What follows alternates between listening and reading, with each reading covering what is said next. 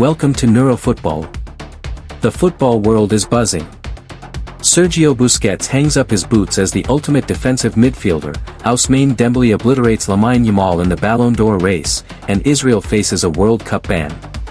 From Endrick's Real Madrid struggles to Saliba's Arsenal loyalty, we've got the hottest news covered. Smash that like button, hit the bell, and subscribe to stay locked into the soccer frenzy. Drop your thoughts below. What's the biggest story? Let's dive into the chaos. Real Madrid's €70 million wonderkid Endrick is at a crossroads. The 18-year-old Brazilian star, signed as a teenage sensation, is struggling to break through. Under Carlo Ancelotti, Endrick saw limited minutes, and now under Xabi Alonso, he hasn't played a single La Liga match this season. When Kylian Mbappé fell ill during the Club World Cup, Endrick had a golden chance to shine as the main striker.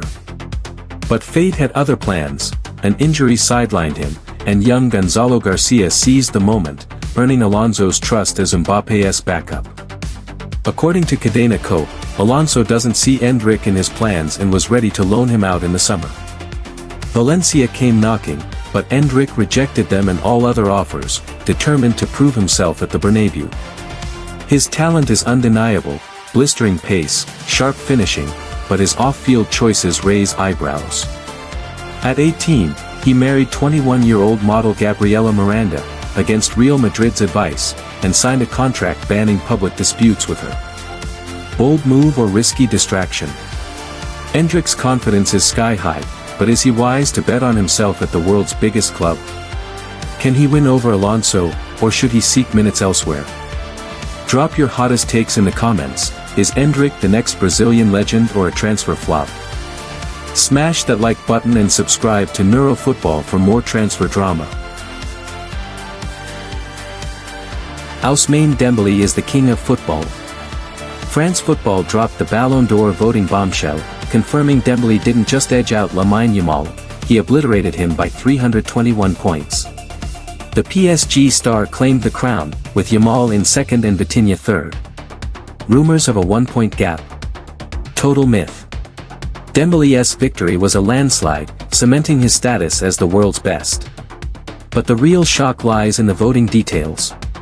100 journalists from around the globe ranked their top 10 players, awarding 15 points for first place down to 1 for 10th. Here's the kicker, not a single journalist gave first place to Rafinha, despite the Brazilian's unreal season. He was a trophy-winning machine, racking up stats, dominating battles, and carrying his team to 3 titles with unmatched consistency. Yet, 0 top votes. Even Scott McTominay snagged a first-place nod for his solid season, highlighting the absurdity. Rafinha's productivity outshone most, but voters overlooked him, possibly due to bias toward flashier names. Was this a robbery, or did Dembélé's flair deserve the crown? Should Rafinha have cracked the top 3? Drop your thoughts below. Let's debate the biggest snub of the year. Subscribe to NeuroFootball and hit that like button to keep up with the Ballon d'Or drama. Sergio Busquets has hung up his boots, leaving a legacy as football's greatest defensive midfielder. The Barcelona and Spain icon, known for his unmatched vision, pinpoint passing, and game-controlling brilliance, bid an emotional farewell that shook the football world. From anchoring Barca's tiki-taka dynasty to winning 3 Champions Leagues, a World Cup, and a European Championship, Busquets redefined the number 6 role. His ability to break up plays, orchestrate attacks, and stay cool under pressure made him the heartbeat of every team he played for. Fans at the Camp Nou gave him a hero's send-off, with tributes pouring in from teammates like Lionel Messi and Xavi, who called him irreplaceable. Rivals like Real Madrid's Toni Kroos hailed his class, while fans worldwide flooded social media with memories of his clutch moments. At 37, Busquets leaves behind a career that set the standard for midfield mastery. Can anyone fill his boots? Who's the next great defensive midfielder? Share your favorite Busquets moments in the comments. Let's celebrate a legend.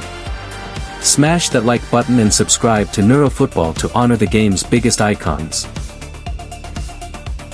William Saliba is Arsenal's rock, and he's not going anywhere. The French centre-back, a top target for Real Madrid, is set to sign a new contract with the Gunners, shattering the Merengues' hopes. Growing up, while others idolized Real or Barca, Saliba was all about Arsenal, and his loyalty is gold.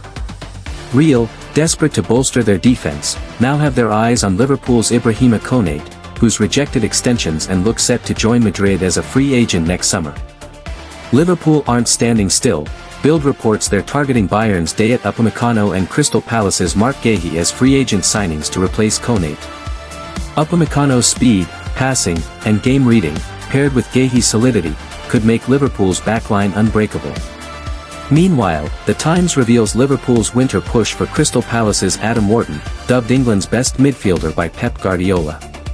The 20-year-old's vision and composure could shine, even alongside Dominic Szoboszlai and Ryan Gravenberch. After a quiet summer, Liverpool's bold moves could redefine their season, while Arsenal fans celebrate Saliba's commitment. Who's the smarter signing, Upamecano, Guéhi, or Wharton? Is Saliba Arsenal's MVP?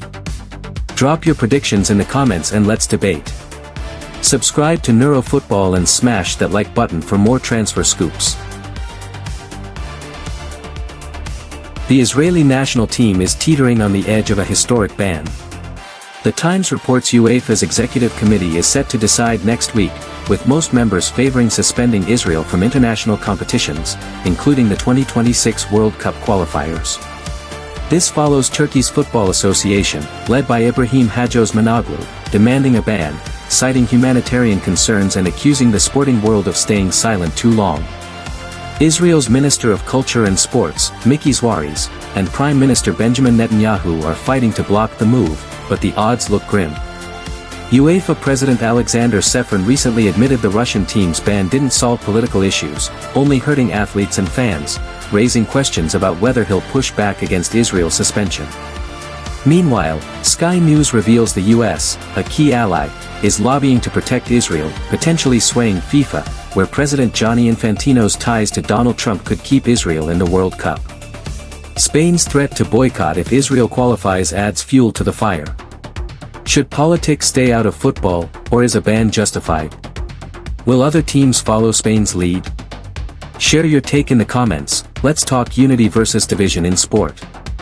Smash that like button and subscribe to NeuroFootball for more global football news.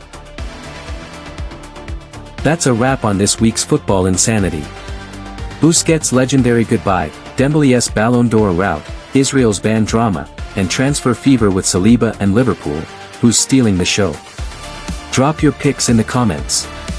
Check our last video, smash that like button, subscribe, and hit the bell for more NeuroFootball action. Follow us for daily soccer vibes. See you next time, keep the passion alive.